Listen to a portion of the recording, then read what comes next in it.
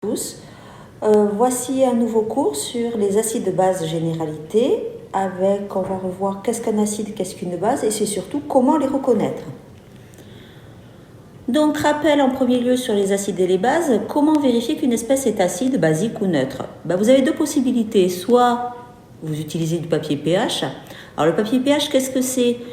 C'est un papier qui est imbibé d'indicateurs colorés universels et qui a la capacité de changer de couleur en fonction du milieu où il se trouve, c'est-à-dire en fonction de la quantité d'ion H+ présente dans ma solution. Mais comment déterminer sa valeur? En fait, je compare juste la couleur de mon papier avec le disque coloré qui est à l'arrière. L'autre façon de vérifier, ça va être d'utiliser un pH mètre.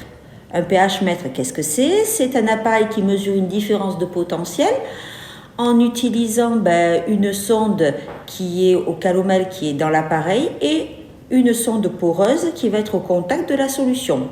Cette sonde poreuse avec l'autre sonde de référence, ça va mesurer une différence de potentiel et ça va être traduit en pH. L'avantage du pH mètre, c'est qu'il est beaucoup plus précis que le papier pH. Au niveau de l'échelle de pH, comme vous pouvez le voir, elle va de 0 à 14, de 0 à 6 pour les solutions les plus acides, c'est-à-dire les solutions qui contiennent beaucoup plus d'ion H+ que d'ion OH-. Après, elle va de 8 à 14, là ce sont les solutions dites basiques, qui elles contiennent beaucoup plus d'ion OH- que d'ion H+. Et enfin, au pH 7, ce sont les solutions neutres qui contiennent autant d'ion H+ que d'ion H-. C'est super ça, mais le problème est comment reconnaître un acide ou une base avec sa formule chimique. En fait, vous allez prendre votre formule chimique et puis, si elle commence par un H, ça va être un acide fort. Si elle termine par COOH, ça va être considéré comme un acide faible. Et enfin, si elle finit par OH, alors attention, faites bien la différence entre COOH et juste OH. Dans ce cas-là, celle qui termine par juste OH, ça va être une base forte. Alors, quelques exemples d'acides forts. On a HCl, c'est l'acide chlorhydrique. On a HNO3, l'acide nitrique.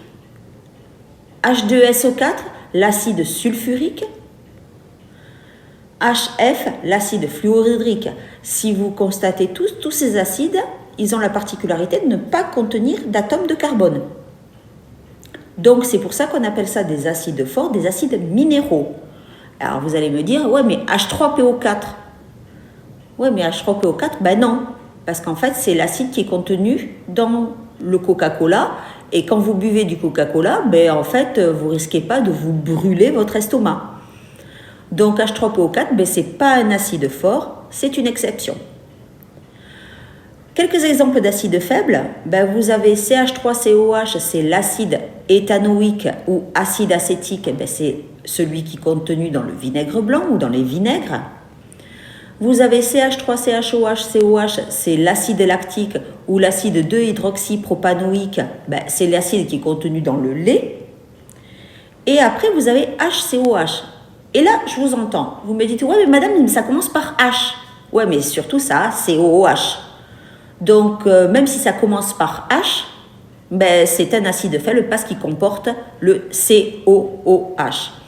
Alors, cet acide, c'est l'acide méthanoïque et il est plus connu sous le nom d'acide formique. Formique comme les fourmis, oui. En fait, c'est un acide qui est contenu chez certaines glandes d'insectes, comme les fourmis, mais également comme les abeilles. Et il peut être également contenu dans les orties, c'est pour ça que ça pique aussi. Au niveau des bases, j'ai le NaOH, c'est l'hydroxyde de sodium. Na, c'est le sodium, OH, c'est l'hydroxyde. Je vais avoir l'hydroxyde de calcium. Donc là, vous l'avez. Je vais avoir l'hydroxyde de potassium. Donc c'est la potasse, c'est celle qu'on a l'habitude, que les agriculteurs avaient l'habitude de mettre dans les champs.